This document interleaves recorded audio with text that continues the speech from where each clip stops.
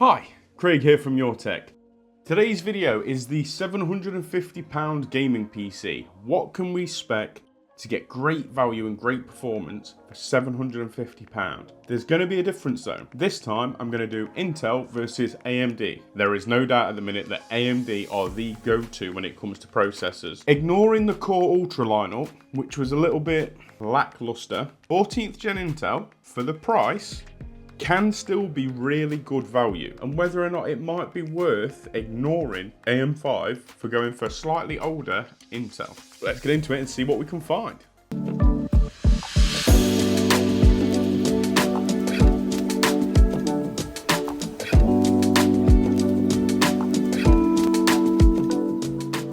going to start off with the AM5 system.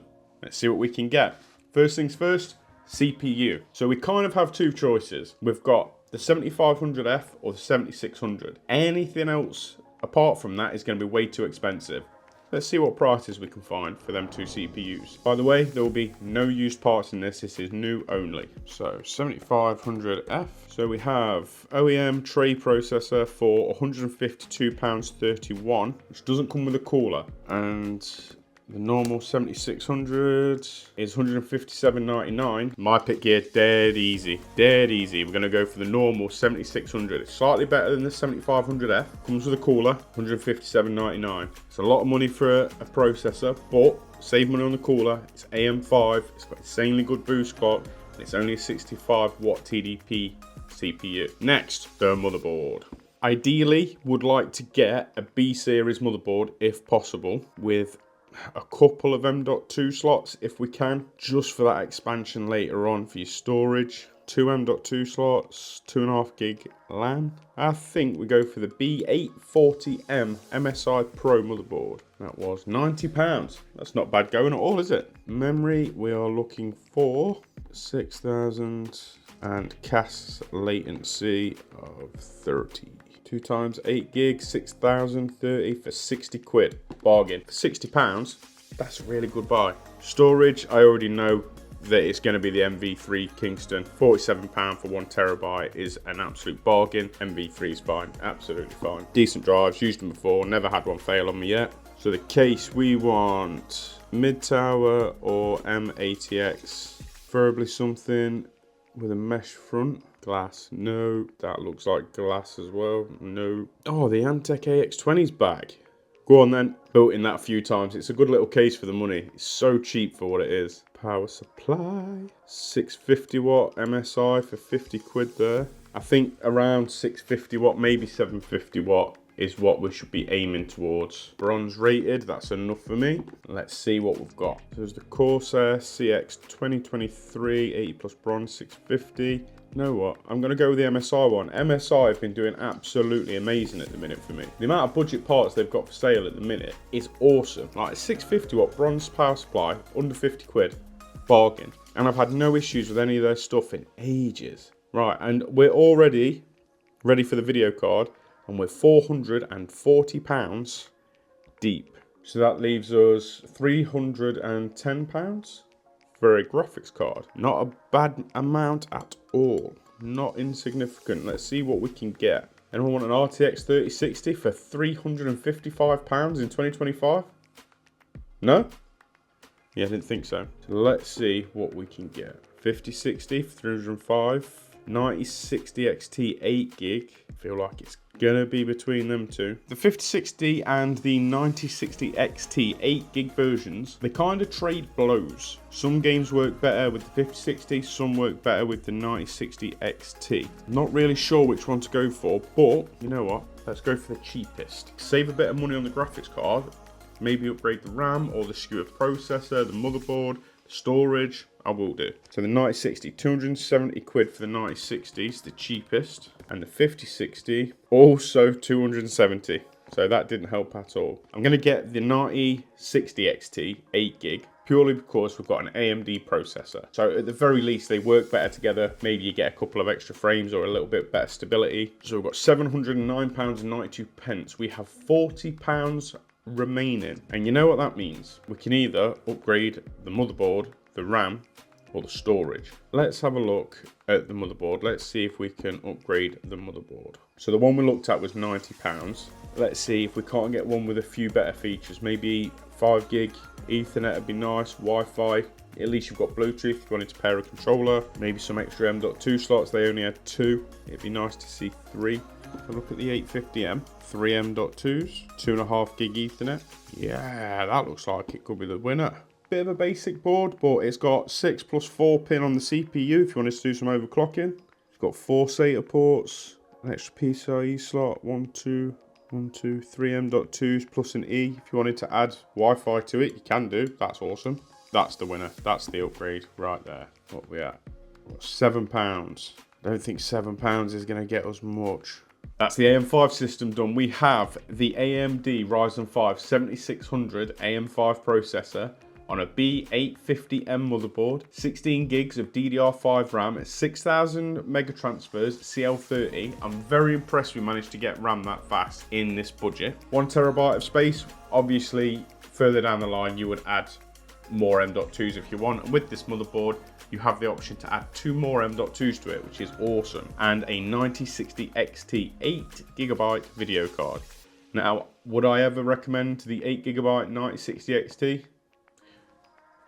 Well, yeah, if your budget means that that's the best one you can get, then get that one.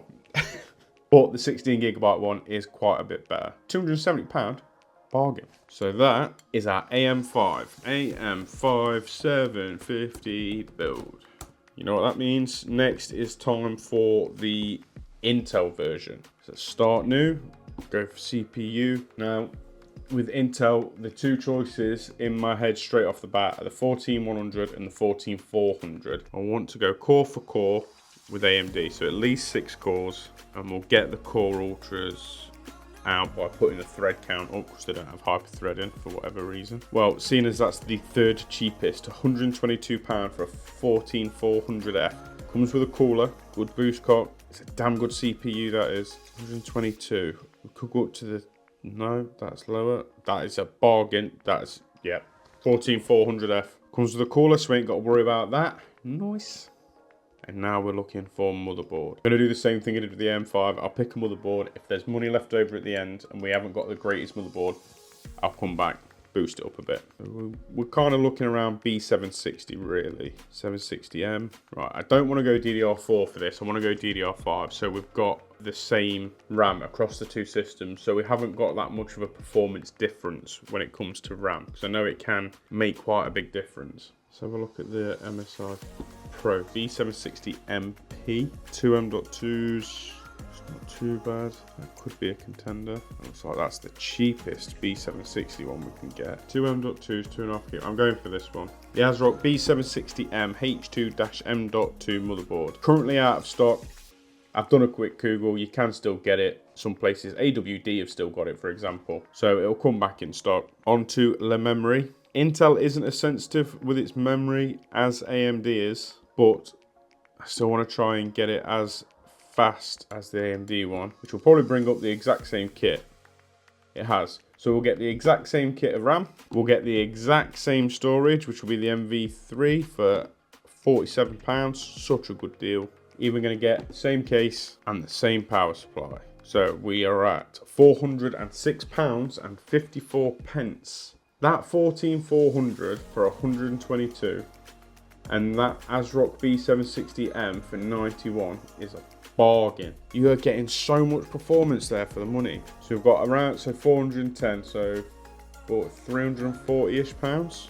Let's see what 340 pounds can get us. Wow.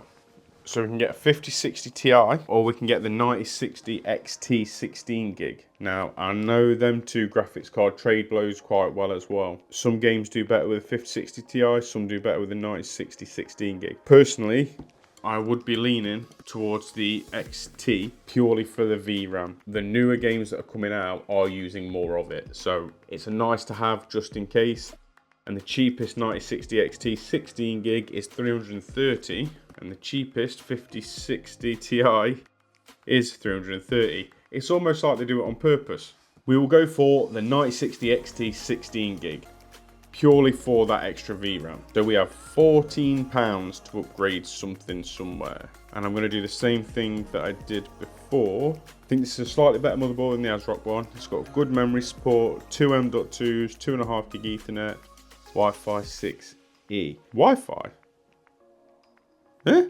Bugger me, it has as well. 5 USB ports is a bit rough, but still. So we've lost an M.2 slot, but we've gained Wi-Fi 6E. It probably comes with Bluetooth as well, so that's nice to have. And that brings us out at 748.82. So we can save that. 750 Intel. So there you have it. There is our two £750 lists, our spec sheets for our AM5 versus our Intel one. Now, if I had to choose one of these, I would choose the Intel one purely for the better graphics card. You've got great 1440p performance there. If you manage your expectations a little bit, you've got an extra 8GB of VRAM, which can definitely matter in some games, especially the newer games that are coming out. VRAM is a big deal. However, saying that, the AM5 system is not to be sniffed at. The 7600 is a damn good CPU. It has a better motherboard, and the graphics card is still more than capable. And if all you're doing is gaming at 1080p, 8GB is probably enough for 95% of games, so don't worry about it too much. That 16GB of VRAM will definitely make a difference at 1440p, but either one of these are great £750 systems. You're getting great value, great performance. I would not be disappointed with either of them systems. What do you guys think? Would you do something differently on your lists? Let me know in the comments down below. And if you want to, feel free to watch one of these two videos that'll pop up. Socials and all the relevant links are down below. Hopefully I'll see you on the next one. Bye! They're still smashing it on the seats. So that's the AMD system. We've got the AM5 60... So, my fucking toes. £139.93.